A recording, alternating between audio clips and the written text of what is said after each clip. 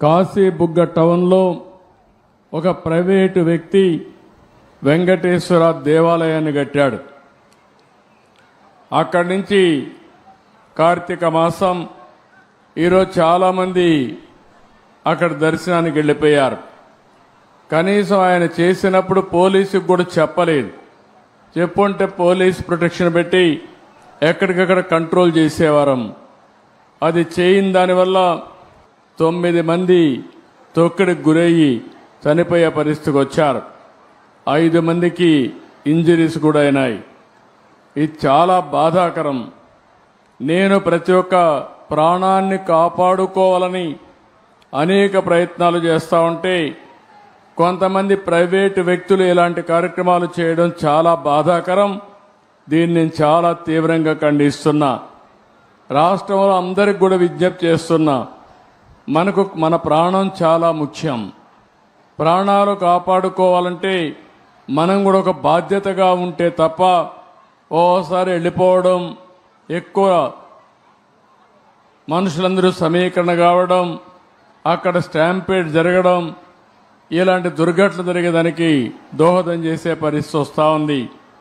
ఏదేమైనా మనం గుర్తుపెట్టుకోవాల్సింది, అమాయకులు చనిపోయారు. నేను చాలా బాధపడుతున్నా.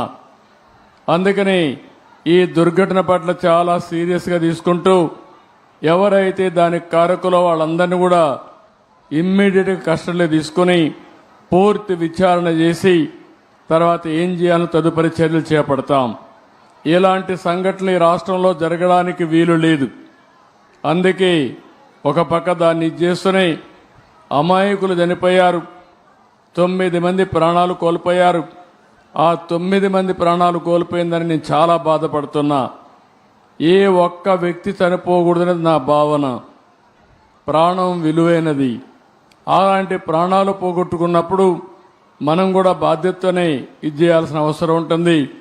అలాంటి కుటుంబాలకు నా ప్రగాఢ సానుభూతి తెలియజేసుకుంటూ చనిపోయిన వాళ్ళందరికీ మన నివాళులు అర్పిస్తూ వాళ్ళ ఆత్మకు శాంతి కలగాలని, అది కూడా దేవుని సన్నిధిలో చనిపోయారు, దేవుని కోసరం పోయారు. కానీ ఈరోజు వాళ్ళంతా కూడా ప్రాణాలు వదిలిపెట్టే పరిస్థితి వచ్చారు. చాలా బాధేస్తుంది. ఏదేమైనా మనం అందరం నిమిత్త మాత్రం. ఓసారి సంఘటనలు జరుగుతాయి. జరగకూడదని ఎన్ని ప్రయత్నాలు చేసినా కొన్ని సంఘటనలు జరుగుతున్నాయి. నేను ఆ విషయాలను కూడా మీతో మళ్ళీ మాట్లాడతాను. కాశీబుగ్గలో జరిగిన సంఘటన పట్ల దిగ్భ్రాంతిని వ్యక్తం చేస్తూ చనిపోయిన వారి పట్ల నా ప్రగాఢ సానుభూతి తెలియజేసుకుంటూ వారికి ఆత్మశాంతి కలగాలని భగవంతుని మనస్ఫూర్తిగా ప్రార్థిస్తూ ఈ కుండ అందరూ కూడా లేచి 2 నిమిషాలు మౌనం పాటించాల్సిందిగా మిమ్మల్ని అందరినీ కోరుతున్నా.